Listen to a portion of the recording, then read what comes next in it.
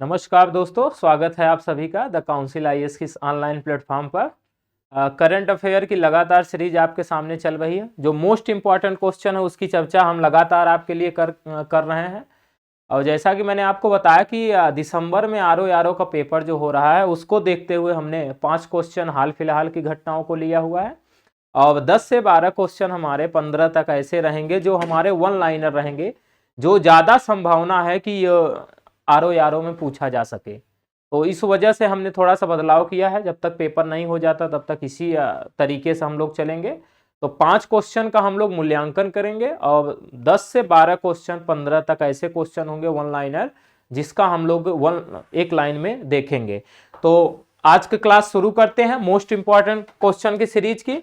और इससे पहले मैं आपको बता दूं कि हमारे यहाँ 22 नवंबर से ऑफलाइन बैच स्टार्ट हो गया है रणनीतिक पर चर्चा के साथ। आप बच्चों ने जिस तरह से उसमें उत्साह दिखाया है, आप लोग भी आए, जुड़ें और अपने लक्ष्य को सार्थक करें। तो शुरू करते हैं। आज का पहला क्वेश्चन हमारा जो है, देखिए पहला क्वेश्चन है कि water heroes share your stories. क्या? Water heroes share your stories प्रतियोगिता किस मंत्रालय द्वारा शुरू की जाएगी? पूछा जा रहा है कि यह प्रतियोगिता किस मंत्रालय द्वारा शुरू की जाएगी। और हमारे ऑप्शन है जल शक्ति मंत्रालय, रक्षा मंत्रालय, पर्यावरण वन और जलवायु परिवर्तन मंत्रालय, शिक्षा मंत्रालय। तो इसका जो सही उत्तर है, आपको बता दें कि जल शक्ति मंत्रालय द्वारा water heroes share your stories प्रतियोगिता शुरू की जाएगी। किसके द्वारा? जल शक्ति मंत्रालय द्वारा ये शुरू की जाएगी। व्याख्या देखिए इसकी। जल शक्ति मंत्रालय द्वारा 1 दिसंबर 2021 से, कब? 1 दिसंबर 2021 से water heroes share your stories, water heroes share your stories प्रतियोगिता शुरू की जाएगी। तो कब से शुरू की जा रही है ये भी आपको ध्यान रखना है। 1 दिसंबर से शुरू की जा रही है, जल शक्ति मंत्रालय द्वारा शुरू की जा रही है। फिर इसमें देखिए यह प्रतियोगिता पूरे भारत में जल संरक्षण और प्रबंधन में सर्वोत्तम प्रथाओं को प्रोत्साहित करने और एकत्र करने के उद्देश्य से आयोजित की जाएगी। जो जल संरक्षण है उसका जल संरक्षण किया जाए और प्रबंधन ऐसे तरीके से किया जाए तो ताकि भविष्य के लिए वो फायदा हो सके। वो सारी प्रथाओं का यहाँ पर जो है,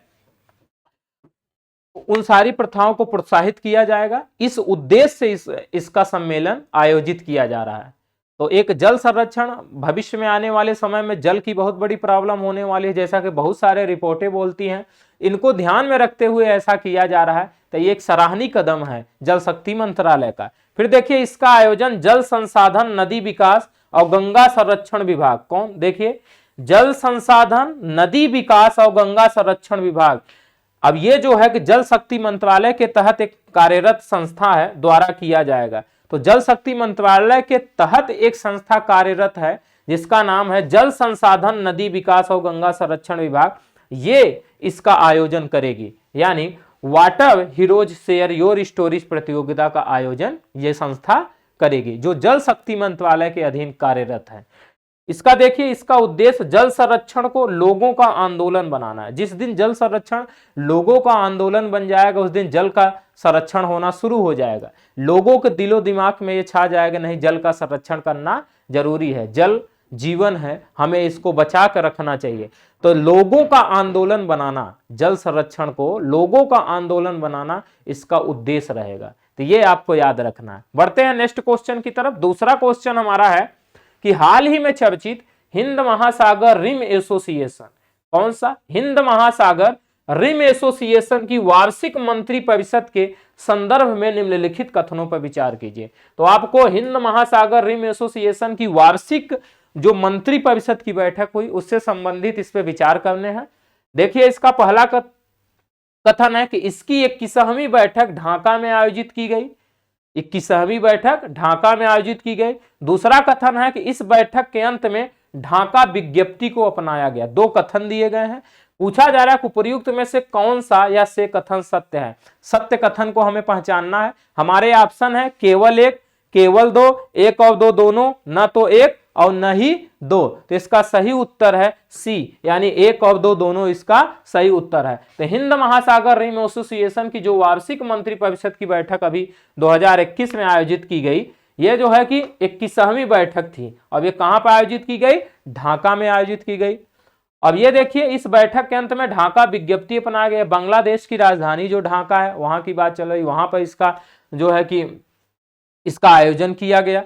देखिए व्याख्या आप, 21वीं हिंद महासागर, 21वीं हिंद महासागर रिम एसोसिएशन यानी IORA की वार्षिक मंत्रिपरिषद यानी कॉम वार्षिक मंत्रिपरिषद की बैठक 17 नवंबर 2021 को ढाका में आयोजित की गई। कहां पर? 17 नवंबर 2021 को ढाका में आयोजित की गई। अब ये कौन सी है? 21वीं जो है बैठक है। भारत का नेतृत्व विदेश राज्य मंत्री डॉक्टर राजकुमार रंजन सिंह ने वर्चुअल मोड में किया, यानी वर्चुअल मोड में किया है इन्होंने। कौन किया है भारत की तरफ से नेतृत्व, ये क्वेश्चन पूछा जा सकता है। इसका जो है कि विदेश राज्य मंत्री हमारे हैं डॉक्टर राजकुमार रंजन सिंह ने किया। इसे ढाका में हाइब्रिड प्रारूप में आयोजित किया गया। इस बैठक के अंत में ढाका विज्ञप्ति को अपनाया गया। फिर देखिए IORA एक अंतरराष्ट्रीय संगठन है जिसमें हिंद महासागर के आसपास के 23 राज्य शामिल है। कितने राज्य शामिल है? 23 राज्य। यहां राज्य का अर्थ देश से लगाया जा रहा है, क्योंकि राज्य का असली मतलब जो राज्य के निर्माण के लिए 4 तत्वों की जरूरत होती है थी कि एक निश्चित भूभाग हो, फिर उस पर निवास करने वाली जनसंख्या हो, और फिर उस जनसंख्या को नियंत्रित और शासित करने के लिए एक सरकार हो, और सरकार में संप्रभुता हो। ये 4 तत्वों से मिलकर के जो है कि राज्य का निर्माण होता है। अगर उसमें से संप्रभुता समाप्त हो जाए तो राज्य शब्द समाप्त हो जाता है, मतलब राज्य की अवधारणा ही चली जाती है। तो संप्रभुता मेन शक्ति होती है राज्य की, अगर संप्रभुता हट जाए तो वो प्रांत बन जाता है। तो यहाँ पर जो है राज्य शब्द का जो उपयोग किया गया है ये देश के लिए किया गया, क्योंकि देश में ही संप्रभुता होती है, प्रांतों में संप्रभुता नहीं होती, वो देश के अधीन होता है। तो 23 राज्य जो है शामिल हैं, वे किसमें? हिंद महासागर के जो आसपास के राज्य हैं ये शामिल हैं। IORA का समन्वय सचिवालय एबेन में है। कहां पे है इसका सचिवालय? एबेन यानी मॉरिशस में है। नेक्स्ट क्वेश्चन बढ़ते हैं, हमारा है तीसरा नंबर कि हाल ही में भारत को यूनेस्को के कार्यकारी बोर्ड के लिए फिर से चुना गया है। यह किस अवधि तक रहेगा? यानी हाल ही में भारत को यूनेस्को के कार्यकारी बोर्ड के लिए फिर से चुन लिया गया है। पूछा जा रहा है कि इसका कार्यकाल अब कितना होगा। हमारे ऑप्शन है 2021 से 2025, 2021 से 2026, 2022 से 2026, 2021 से 2030। इसका जो है सही उत्तर है वो है 2021 से 25, यानी भारत यूनेस्को की कार्यकारी बोर्ड के लिए 2021 से 2025 तक के लिए चुना गया है। देखिए व्याख्या आप, 17 नवंबर 2021 को, कब? 17 नवंबर 2021 को भारत को 2021 से 2025 की अवधि के लिए यूनेस्को के कार्यकारी बोर्ड के लिए फिर से चुना गया। भारत 164 मतों के साथ फिर से निर्वाचित हुआ। भारत को कितने मत मिले हैं? 164 मत मिले हैं, उसके साथ निर्वाचित किया गया। समूह 4 अगर की बात किया जाए, इसमें समूह 4 में Japan, Vietnam, Philippines, cook island और चीन को भी चुना गया है। यूनेस्को कार्यकारी बोर्ड संयुक्त राष्ट्र एजेंसी के 3 संवैधानिक अंगों में से एक है और इस बोर्ड में 58 सदस्य राज्य शामिल हैं, जिनमें से प्रत्येक का कार्यकाल 4 साल होता है। तो अगर यूनेस्को कार्यकारी बोर्ड की बात की जाए तो यूनेस्को कार्यकारी बोर्ड देख रहा है आपको कि संयुक्त राष्ट्र एजेंसी के 3 संवैधानिक अंगों में से एक है, 3 संवैधानिक अंगों में से एक है।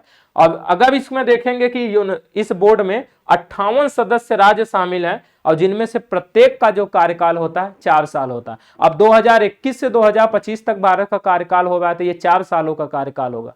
पुनः इसको चुना जाएगा या नहीं चुना जाएगा ये भविष्य की बात होगी। नेक्स्ट क्वेश्चन बढ़ते हैं। अब 4th नंबर हमारा क्वेश्चन है कि हाल ही में चर्चित निवेशक चार्टर को किस केंद्रीय बजट में पहली बार प्रस्तावित किया गया था? पूछा अभी हाल ही में जो है कि निवेशक चार्टर चर्चा में रहा, इसलिए इस पे क्वेश्चन बनने की संभावना है। तो इसको किस केंद्रीय बजट में पहली बार प्रस्तावित किया गया था, ऐसा हमारा क्वेश्चन है। हमारे ऑप्शन है इसमें 2017-18, यानी ये जो बजट की बात चल रही है, जो बजट होता है 2017-18, 2019-20, 2020-21 और तो 2021-22। इसका जो सही उत्तर है वो है डी, यानी 2021-22। तो अभी 21-22 का जो है कि वित्तीय वर्ष भी चल रहा है, तो 2021-22 के बजट में निवेशक चार्टर को प्रस्तावित किया गया था, जो अभी हाल ही में चर्चा में है। देखिए आप, 17 नवंबर 2021 को भारतीय प्रतिभूति और विनिमय बोर्ड यानी सेबी ने निवेशक चार्टर, इन्वेस्टर चार्टर जारी किया, तो भारतीय प्रतिभूति और विनिमय बोर्ड यानी सेबी ने निवेशक चार्टर हाल ही में जारी किया है। कब? 17 नवंबर को, जिससे ये चर्चा में रहा। फिर देखिए, निवेशकों को वित्तीय उत्पादों की गलत बिक्री से बचाने के उद्देश्य से केंद्रीय बजट 2021-22 में पहली बार निवेशक चार्टर प्रस्तावित किया गया था। तो जो निवेशक है, जो इन्वेस्टर है, उनको जो है कि वित्तीय उत्पादों की गलत बिक्री से बचाना है इसका उद्देश्य। तो उनको गलत उत्पाद के जो बिक्री हो जाती है उनसे उनको बचाना है। भारतीय प्रतिभूति बाजार में निवेशकों के लिए निवेशक चार्टर जारी किया गया है। इससे निवेशकों के अधिकारों और जिम्मेदारियों के साथ साथ प्रतिभूति बाजार में निवेश करने में क्या करें और क्या न करें शामिल है। इसमें बताया जाएगा कि इसमें निवेश करते समय आप क्या करें और क्या न करें। तो एक निवेशक चार्टर, आप जब इन्वेस्ट करेंगे इस चीज में, सेबी में या जो है कि भारतीय प्रतिभूति बाजार में, तो आपको इस चार्टर के माध्यम से पता चलेगा कि इसका निवेश करते समय क्या करें और क्या न करें। तो ये काम के लिए निवेशक चार्टर जारी किया गया है। बढ़ते हैं नेक्स्ट क्वेश्चन, हमारा 5 नंबर क्वेश्चन है कि हाल ही में किस मंत्रालय ने सतत विकास प्रकोष्ठ, क्या सतत विकास प्रकोष्ठ का गठन किया है? सस्टेनेबल डेवलपमेंट सेल का गठन किया है। हमारे ऑप्शन है कौशल विकास और उद्यमिता मंत्रालय, कोयला मंत्रालय, जनजाति कार्य मंत्रालय, कृषि एवं किसान कल्याण मंत्रालय। तो कोयला मंत्रालय ने सतत विकास प्रकोष्ठ का गठन किया है। देखिए आप, कोयला मंत्रालय ने स्वच्छ ऊर्जा की प्रतिबद्धता के अनुरूप एक सतत विकास प्रकोष्ठ का गठन किया है। किसके? स्वच्छ ऊर्जा की प्रतिबद्धता के अनुरूप, स्वच्छ ऊर्जा की प्रतिबद्धता के अनुरूप इसका गठन किया। इसका गठन पंचामृत रणनीति, कौन सी रणनीति? पंचामृत रणनीति के तहत COP26 में नए जलवायु लक्ष्यों पर प्रधानमंत्री की घोषणा की पृष्ठभूमि में किया गया। अभी COP26 का आयोजन किया गया है ग्लासगो में, तो उसमें जो है कि प्रधानमंत्री ने जो जलवायु लक्ष्यों पर अपनी घोषणा की थी, उसी के पृष्ठभूमि में इसको तैयार किया गया है। फिर देखिए, मंत्रालय ने खनन के पर्यावरणीय और सामाजिक प्रभाव का ध्यान रखते हुए कोयला खनन में सतत विकास पर विशेष बल दिया है। अब यह भारत में कोयला क्षेत्र के साथ साथ लिग्नाइट क्षेत्र में पर्यावरणीय समन के लिए भविष्य की नीतिगत रूपरेखा भी तैयार करेगा। भविष्य की जो नीतिगत रूपरेखा होगी उसको भी ये तैयार करेगा। अब हम बढ़ते हैं वन लाइनर क्वेश्चन की तरफ, जो आपको आरओ के लिए बहुत ही महत्वपूर्ण है, तो उसको आपको बड़े ही ध्यान से देखना है। मेरा उद्देश्य उसमें यह है कि साल भर का करंट आपको उपलब्ध करा दी जाए, इसलिए हमने उसमें वन लाइनर को लिया हुआ है। तो शुरू करते हैं वन लाइनर में से क्वेश्चन। देखिए, विश्व स्कूनर प्रतियोगिता 2021 का आयोजन किस देश में किया गया? पूछा जा रहा है कि यह किस देश में इसका आयोजन किया गया। तो इसका सही उत्तर है इंग्लैंड, यानी इंग्लैंड में इसका आयोजन किया गया। नेक्स्ट क्वेश्चन है कि हाल ही में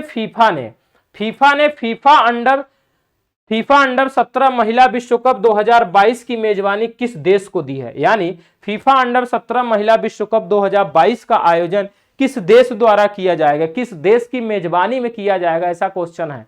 तो ये कौन मेजबानी करेगा? भारत करेगा। तो इसकी मेजबानी जो है भारत द्वारा की जाएगी। नेक्स्ट क्वेश्चन है कि हाल ही में इलाहाबाद उच्च न्यायालय में मुख्य न्यायाधीश के रूप में किसकी नियुक्ति की गई है? इलाहाबाद जो है कि उच्च न्यायालय के मुख्य न्यायाधीश की नियुक्ति किसकी की गई है? ये क्वेश्चन हमारा है संजय यादव।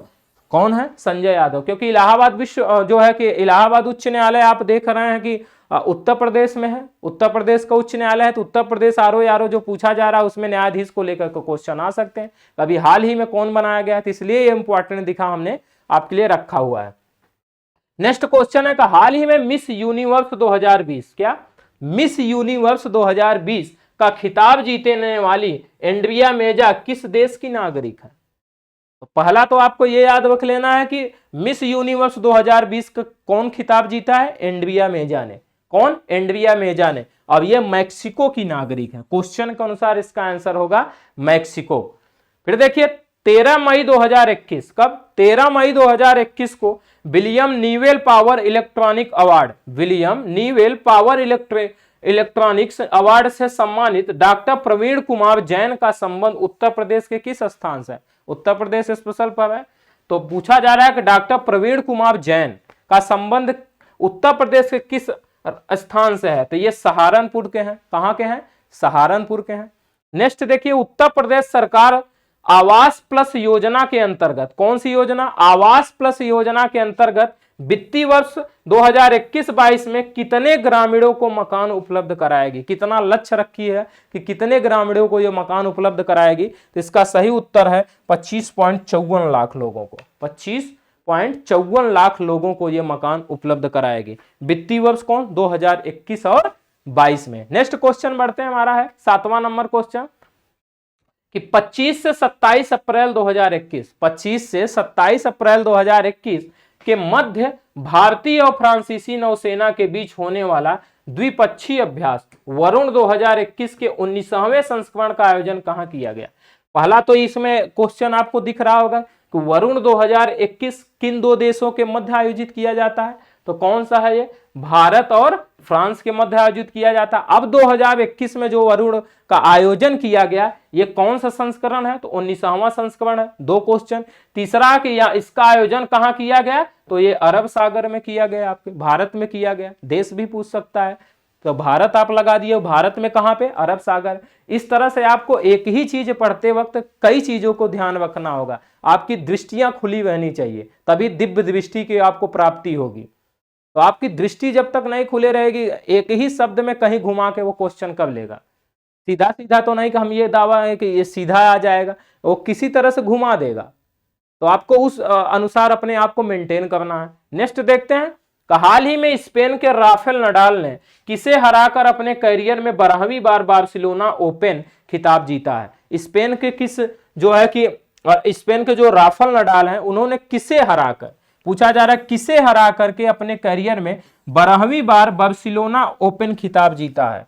तो जिनको इन्होंने हराया है उनका नाम है स्टेफानोस सित्सिपास। कौन, सित्सिपास, ये ग्रीस के हैं। इनको हरा करके राफेल नडाल जी ने अपना करियर का 12वीं बार बार्सिलोना ओपन खिताब जीता है। नेक्स्ट क्वेश्चन हमारा 9th नंबर है कि 25 अप्रैल 2021 को लॉस एंजलिस में 93वें अकादमी पुरस्कार समारोह, कौन सा, 93वें 93 अकादमिक पुरस्कार समारोह, जिसे ऑस्कर पुरस्कार के रूप में भी जाना जाता है, के आयोजन में सर्वश्रेष्ठ निर्देशक का पुरस्कार किसे प्रदान किया गया। सर्वश्रेष्ठ निर्देशक का पुरस्कार किसे प्रदान किया गया, तो हमारा सही उत्तर है क्लोई जाओ। कौन, क्लोई जाओ को सर्वश्रेष्ठ निर्देशन का पुरस्कार प्रदान किया गया। नेक्स्ट क्वेश्चन हमारा है 10 नंबर कि 25 अप्रैल 2021 को भारत में बनारस घराने के प्रसिद्ध हिंदुस्तानी शास्त्रीय गायक पंडित राजन मिश्रा का निधन हो गया। वह भारतीय शास्त्रीय गायन की किस शैली के गायक थे, किस शैली के गायक थे, तो ख्याल शैली के। घराना कौन सा है, तो बनारस घराना से संबंधित है, और शैली क्या है, ख्याल शैली। किनका निधन हुआ, पंडित राजन मिश्रा, जो बनारस घराने के हिंदुस्तानी शास्त्रीय गायक रहे। ये उत्तर प्रदेश से संबंधित है। तो आर्ट एंड कल्चर में इस तरह से सवाल पूछे जा सकते हैं। देखिए 24 अप्रैल 2021, कब, 24 अप्रैल 2021 को भारत के 48वें मुख्य न्यायाधीश के रूप में किसने शपथ ग्रहण की है। मुख्य न्यायाधीश यानी उच्चतम न्यायालय का, जिसको सुप्रीम कोर्ट कहते हैं, किसने शपथ ली है, तो जस्टिन एन.वी. रमना ने। कौन, जस्टिन एन.वी. रमना ने।